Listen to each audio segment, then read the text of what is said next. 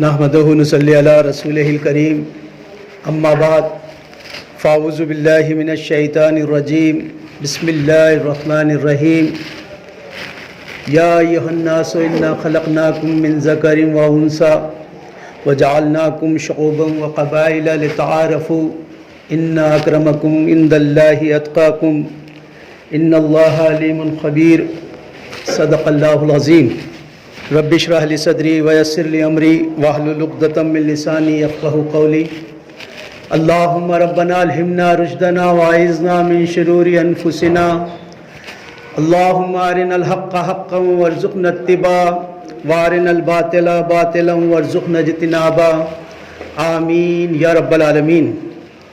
عزیز ساتھیو، السلام علیکم ورحمۃ اللہ وبرکاتہ۔ جیسا کہ آپ کے علم میں آ چکا ہے کہ میں نے آپ کے سامنے سورہ حجرات کی ایک آیت تلاوت کی ہے۔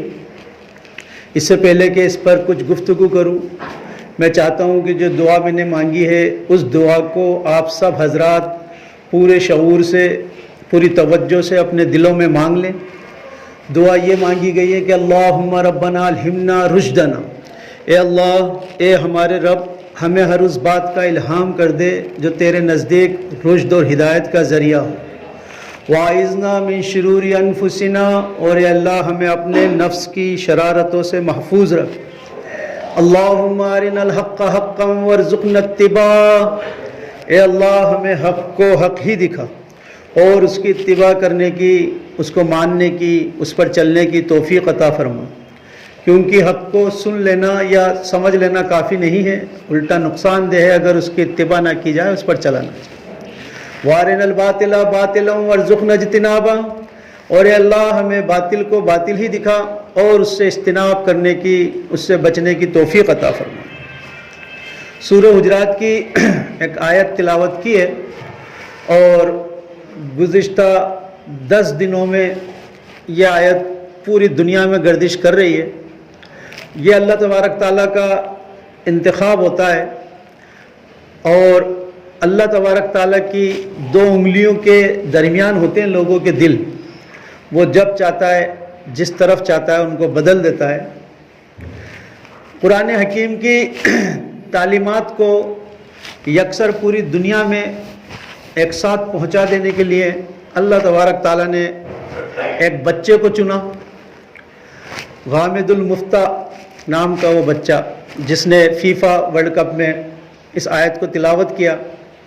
مورگن فری مین نے جب اس سے سوال کیا کہ الگ الگ بھاشائیں، الگ الگ سنسکرتی، الگ الگ کلچر، الگ الگ لوگ کس طرح ایک جگہ جمع ہو سکتے ہیں،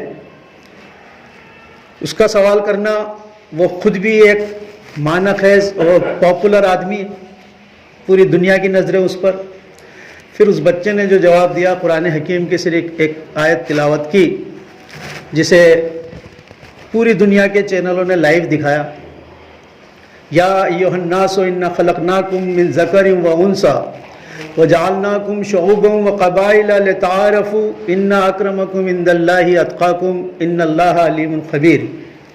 اے لوگو، ہم نے تمہیں ایک مرد اور ایک عورت سے پیدا کیا۔ یا ایھا الناس انا خلقناکم من ذکر و انثی، اے لوگو، ہم نے تمہیں ایک مرد اور ایک عورت سے پیدا کیا۔ وجعلناکم شعوبا وقبائل لتعارفوا، اور پھر ہم نے تمہیں تقسیم کر دیا قبیلوں کے اندر، سمودائے میں، تاکہ تم ایک دوسرے کو پہچان سکو۔ لتعارفوا ان اکرمکم عند اللہ اتقاکم، بے شک اللہ کے نزدیک تو سب سے زیادہ وہ ہے جو زیادہ پرہیزگار ہے۔ ان اللہ علیم خبیر، بے شک اللہ تبارک تعالیٰ کو سب باتوں کا علم ہے۔ واقعہ یہ ہے کہ یہ سورہ حجرات کی 12 نمبر کی آیت ہے، اور سورہ حجرات کل 2 رکوعوں پر مشتمل ہے، ٹوٹل 18 آیتیں اس کے اندر ہیں۔ ان 2 رکوعوں میں 18 آیتوں میں جہاں اللہ تبارک تعالیٰ نے ایمان والوں سے 6 مرتبہ خطاب فرمایا، 18 آیتوں میں 6 مرتبہ خطاب فرمایا، یعنی کہ یا ایھا الذین آمنوا۔ جب بھی یہ خطاب آتا ہے تو اس کا مطلب یہ ہوتا ہے کہ اللہ تبارک تعالیٰ اس وقت اہل ایمان سے بات کر رہا ہے، مسلمانوں سے بات کر رہا ہے، ان سے بات کر رہا ہے کہ جن کا دعویٰ یہ ہے کہ وہ ایمان والے ہیں۔ اور جب بھی یہ خطاب آتا ہے یا ایھا الذین آمنوا، قرآن حکیم کو پڑھتے ہوئے، سنتے ہوئے، سمجھتے ہوئے جب بھی یہ لفظ آئے یا ایھا الذین آمنوا، اس وقت ہمیں اپنے کان کھول لینے چاہیے کہ اس وقت اللہ تعالی ہم سے بات کر رہا ہے۔ اور جب بھی یہ لفظ آتا ہے تو یا تو کسی کام کو کرنے سے روکا گیا ہوتا ہے، یا کسی کام کو کرنے کا حکم دیا گیا ہوتا ہے، یا جنت کی خوشخبری بتائی گئی ہوتی ہے، یا جہنم سے خبردار کیا گیا ہوتا ہے کہ ایمان والو یہ کرو، یہ کرو گے تو ہم یہ کریں گے، اگر تم نے یہ نہ کیا تو پھر ہم یہ کریں گے۔ اس طرح کی بات ہوتی ہے یا ایھا الذین آمنوا۔ ان 18 آیتوں میں 6 مرتبہ اللہ تعالیٰ نے یا ایھا الذین آمنوا سے خطاب فرمایا۔ شروعات ہو رہی ہے یا ایھا الذین آمنوا، اے ایمان والو، لا تقدموا بین ید اللہ ورسولہ واتقوا اللہ، اپنے قدم اللہ اور اس کے رسول سے آگے ہرگز مت بڑھاؤ۔ دوسری آیت میں فرمایا یا ایھا الذین آمنوا لا ترفعوا اصواتکم فوق صوت النبی، کہ ایمان والو اپنی آوازوں کو نبی کی آوازوں سے بلند مت کر دینا۔ اسی طرح فرمایا کہ ایمان والو جب تمہارے پاس کوئی فاسق خبر لے کر آئے تو اس کی تصدیق کر لیا کرو۔ یا ایھا الذین آمنوا ان جاءکم فاسق بنبأ فتبینوا ان تصیبوا قوما بجہالۃ فتصبحوا علی ما فعلتم نادمین، کہ ایسا نہ ہو کہ تم اس جہالت میں کسی قوم پر اقدام کر دو پھر تمہیں نادم ہونا پڑے۔ اسی طرح پھر آگے چلیں گے تو فرمایا گیا ہے کہ یا ایھا الذین آمنوا لا تجسسوا، اے ایمان والو جاسوسی مت کیا کرو۔ یا ایھا الذین آمنوا لا یسخر قوم من قوم عسیٰ ان یکونوا خیرا منہم، اور اے ایمان والو کسی قوم کا کسی قوم سے تم ہرگز مذاق مت اڑایا کرو۔ اس طرح یہ 6 آیتیں بیان کرنے کے بعد پھر ایک آیت یہ آتی ہے جو تمام انسانوں سے خطاب کر رہی ہے، یا ایھا الناس۔ ابھی تک یا ایھا الذین آمنوا سے بات ہو رہی تھی، اب بات ہو رہی ہے تمام نوع انسانی سے۔ اب تمام نوع انسانی کو جوڑنے کے لیے، تمام نوع انسانیوں کو ایک دوسرے سے ملانے کے لیے کیا مشترک چیز ہونی چاہیے کہ وہ ایک انسان جو امریکہ میں بس رہا ہے، ایک انسان جو بھارت میں بس رہا ہے، وہ کیا چیز ہوگی ان دونوں کو جو ملا دے؟ یقیناً کھان پان کا، کلچر کا، بھاشا کا، ہر چیز کا اختلاف موجود ہے، لیکن یہاں اللہ تعالیٰ نے فرمایا یا ایھا الناس اتقوا ربکم الذی خلقکم من نفس واحدہ۔ یہ آیت اللہ تبارک تعالیٰ نے سورہ نساء میں فرمائی۔ قرآن حکیم میں اہم مضامین کم سے کم 2 مرتبہ ضرور آتے ہیں، لہٰذا جو بات سورہ حجرات میں فرمائی گئی تھی اس کو دوسرے انداز میں یہاں سورہ نساء میں فرمایا یا ایھا الناس اتقوا ربکم الذی خلقکم من نفس واحدہ وخلق منها زوجها وبث منهما رجالا کثیرا ونساء واتقوا اللہ، یعنی کہ یہ فرمایا کہ لوگوں ہم نے تمہیں ایک جان سے پیدا کیا، ایک جوڑے سے پھر اسی سے اس کے جوڑے بنا دیے، پھر اس کو پھیلا دیا ہم نے، بس تم اللہ کا تقوی اختیار کرو۔ یہاں پر یہ بات بیان کی یا ایھا الناس انا خلقناکم من ذکر و انثی، یہاں پر یہ بتایا گیا کہ ہم نے تمہیں پیدا کیا ہے۔ اب یہاں اس چیز کی نفی ہو جاتی ہے کہ جو لوگ ایولیوشن کے نظریے کو مانتے ہیں کہ پوری کی پوری قوم ایک ساتھ کوئی بندروں سے انسان بن گئی، اگر وہ بندروں سے انسان بن گئی تو اس کا ایک دوسرے سے باہمی ربط اور تعلق نہیں ہے۔ وہ کیوں جب وہ ایک کسی ایولیوشن کے نظریے سے وہ انسان بن گئے تو کیوں وہ ایک آدمی دوسرے انسان سے محبت کرے گا یا دوسرے انسان کو اپنا بھائی تسلیم کرے گا جب وہ اس کی مشترک اقدار ہی ختم ہو گئی؟ یہاں اللہ تعالیٰ نے فرمایا کہ ہم نے تمہیں پیدا کیا ہے اور ایک جان سے، ایک جوڑے سے پیدا کیا ہے۔ تو سب سے پہلی چیز تو اللہ تبارک تعالیٰ پر ایمان ضروری ہے۔ اگر کوئی شخص سرے سے اللہ کو مانتا ہی نہیں ہے، وہ کسی ایشور میں اس کا ایمان ہی نہیں ہے، تو پھر وہ اس بات کو کیوں مانے گا کہ کوئی ایک کریٹر بھی ہے جس نے اس کو پیدا کیا، وہ تو وہی ایولیوشن کے نظریے کو مانے گا؟ تو پھر وہ مشترک بنیاد پہلی تو ختم ہو گئی کہ پہلی انسانوں کو جوڑنے والی چیز تو یہ ہے کہ وہ سب لوگ ایک اللہ کو مانتے ہوں اور یہ تسلیم کرتے ہوں کہ ان کا بنانے والا اللہ تبارک تعالیٰ ہے، ان کی تخلیق اللہ تبارک تعالیٰ نے کی۔ یا ایھا الناس انا خلقناکم، نے کہا ہم نے تمہیں بنایا، من ذکر و انثی۔ پھر دوسری جو مشترک بنیاد انسانوں میں ہو سکتی ہے وہ یہ کہ ہم نے تمہیں ایک جوڑے سے پیدا کیا، ایک من ذکر و انثی، ایک مذکر ایک مؤنث سے پیدا کیا، ایک آدم اور حوا علیہ السلام سے پیدا کیا۔ اگر کوئی شخص یہ بھی نہیں مانتا ہے تو پھر اس کی دوسری بنیاد بھی ختم ہو جائے گی۔ یہاں پر یہ بات بتانا مقصود ہے کہ اللہ تبارک تعالیٰ نے اس کائنات کو ایک پیر سے، ایک جوڑے سے پیدا کیا، چاہے وہ دنیا میں کہیں بستا ہو، پھر اس کے بعد ان کے جوڑے بنا دیے اور ان کو پھیلا دیا۔ یہ سب کیوں کیا؟ کیونکہ اللہ تبارک تعالیٰ ایک دوسرے کو ہم لوگ پہچان سکیں۔ آپ تصور کیجئے کہ جن کے گھر میں جڑواں بچے ہوتے ہیں، دونوں ایک جیسے ہوتے ہیں، تو کئی بار کتنے دھوکے ہو جاتے ہیں۔ اگر پوری دنیا کے لوگ ایک جیسے ہوتے تو کتنے دھوکے ہوتے۔ یہاں اللہ تبارک تعالیٰ نے ان کو پہچاننے کے لیے ان کو الگ الگ بنایا، الگ الگ ان کی سنسکرتی، یعنی کہ اگر آپ کسی چائنیز کو دیکھیں گے، ابھی آپ نے اس سے بات نہیں کی، ابھی آپ اس سے ملے نہیں ہیں، لیکن آپ کے سامنے پورے اس کے ملک کا جغرافیہ آ گیا، اس کے ملک، اس کا رہن سہن آ گیا، اس کا انوائرمنٹ آپ محسوس کر لیں گے کہ یہ وہاں کا ہے۔ کوئی حبشی غلام کو اگر آپ دیکھیں گے تو آپ اس کا پورا نظریات نکال لیں گے۔ تو یہ کیا ہے؟ یہ پہچان کے لیے ہے۔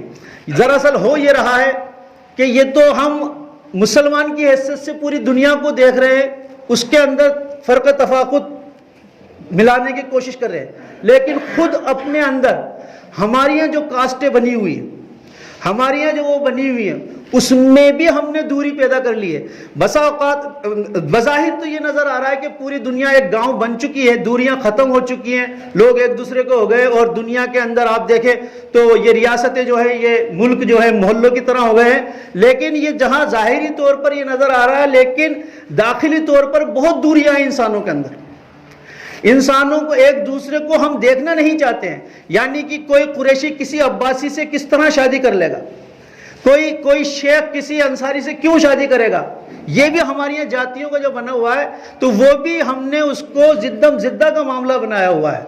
ہم بات کر رہے دوسرے لوگوں کی، پہلے ہم اندر بھی دیکھیں گے کہ ہمارے یہاں خود اندر کیا ہو رہا ہے۔ لہٰذا یہاں تو اللہ تبارک تعالیٰ نے اسلامی ریاست کی حیثیت سے اس کو ایک چارٹر پیش کیا، اور اس سے کہا کہ جب تم ریاست بناؤ گے تو تمہارا پوری دنیا کے ساتھ تعلقات کیا ہونا چاہیے، تمہارا پوری دنیا کے ساتھ تعلقات ان دو بنیادوں پر ہوگا کہ سب ایک مالک سے ایک مالک کے بنائے ہوئے ہیں، اور سب ایک جوڑے کی اولاد ہے، اس بنیاد پر پیدا ہوگا۔ یعنی کہ ایچ جی ویل سے اس نے اپنی کتاب لکھی ہے، the concise history of the world, اس کے اندر وہ اللہ کے، حالانکہ وہ یہ بات سمجھ لیجئے کہ حضور صلی اللہ علیہ وسلم کی ذات اقدس پر بہت دقیق اس نے حملے کیے، جیسے کہ وہ سلمان رشدی وغیرہ کو آپ جانتے ہیں، لیکن وہ اپنی اس کتاب میں لکھتا ہے کہ اگرچہ کہ دنیا کے اندر واضح نصیحت کہنے کے لیے تو بہت ساری چیزیں نظر آتی ہیں کہ سب ایک جیسے رہو اور مل کر رہو، لیکن ان بنیادوں پر بالفعل معاشرہ تشکیل کر دینا، یہ نبی صلی اللہ علیہ وسلم کی ذات اقدس میں دیکھنے کو ملتا ہے کہ آپ صلی اللہ علیہ وسلم کے آنے کے بعد انصار اور مہاجرین بھائی بھائی بن گئے۔ اس کے علاوہ پوری دنیا کے لیے بھی یہ میسیج یہاں سے چلا گیا کہ پوری دنیا آدم کی اولاد ہے۔ لہٰذا ایک چیز تو یہ سمجھ لیں، دوسری یہ کہ انا اکرمکم عند اللہ اتقاکم، کہ اللہ کے نزدیک کوئی بڑی ذات والا یا چھوٹی ذات والا یہ معنی نہیں رکھتا، بلکہ وہ بہتر ہے جس میں زیادہ تقوی ہے۔ یہ بات اللہ کے رسول صلی اللہ علیہ وسلم نے مزید اپنے خطبہ حجۃ الوداع کے اندر فرما دی کہ کسی عربی کو کسی عجمی پر، کسی عجمی کو کسی عربی پر، کسی گورے کو کسی کالے پر، اور کسی کالے کو کسی گورے پر کوئی فضیلت حاصل نہیں ہے۔ تم سب مٹی سے بنائے گئے ہو، آدم کی اولاد ہو، اور آدم مٹی سے بنائے گئے تھے، اور اللہ کے نزدیک تقوی ہے۔ یہاں پر ایک چیز اور محسوس کرے کہ اللہ کے رسول نے یہ کہا کہ کسی گورے کو کسی کالے پر اور کسی کالے کو کسی گورے پر کوئی فضیلت حاصل نہیں ہے۔ یہ گورے کو کالے پہ تو سمجھ میں آتا ہے، لیکن یہ کالے پہ گورے کو فضیلت حاصل نہیں ہے، یہ کیا ہے؟ تو دراصل جب کالوں کی محفل میں آپ بیٹھیں گے تو ان کا تذکرہ یہ ہوتا ہے کہ ہم ہیں اصلی کلر والے، تو اور یہ جتنے بھی گورے ہیں یہ تو ہلکے کلر والے، یہ نقلی لوگ ہیں، وہ اپنی محفلوں میں ان گوروں کا مذاق اڑاتے ہیں۔ تو اللہ کے رسول صلی اللہ علیہ وسلم نے کہا کہ کسی کالے کو کسی گورے پر کوئی فضیلت حاصل نہیں ہے، کسی گورے کو کسی کالے پر کوئی فضیلت حاصل نہیں ہے، اور بلکہ فضیلت کی کوئی چیز ہو سکتی ہے تو وہ تقوی ہے۔ ان اکرمکم عند اللہ اتقاکم ان اللہ علیم خبیر، اور اللہ تبارک تعالیٰ ہر چیز پر نظر رکھتا ہے۔ تقوی کی بات یہ ہے کہ 5-6 چیزوں کو کنٹرول کرنے کا نام تقوی ہے۔ ایک تو ہمارا یہ جو شریر ہے، جسم ہے، اس کے اندر کچھ آؤٹ پٹ ہے، کچھ ان پٹ ہے۔ آؤٹ پٹ ہمارے ہاتھ پیر ہے، زبان ہے، ہماری شرمگاہ ہے۔ ان پٹ ہماری آنکھیں ہیں، ہمارے کان ہیں، اور یہ دل ہے۔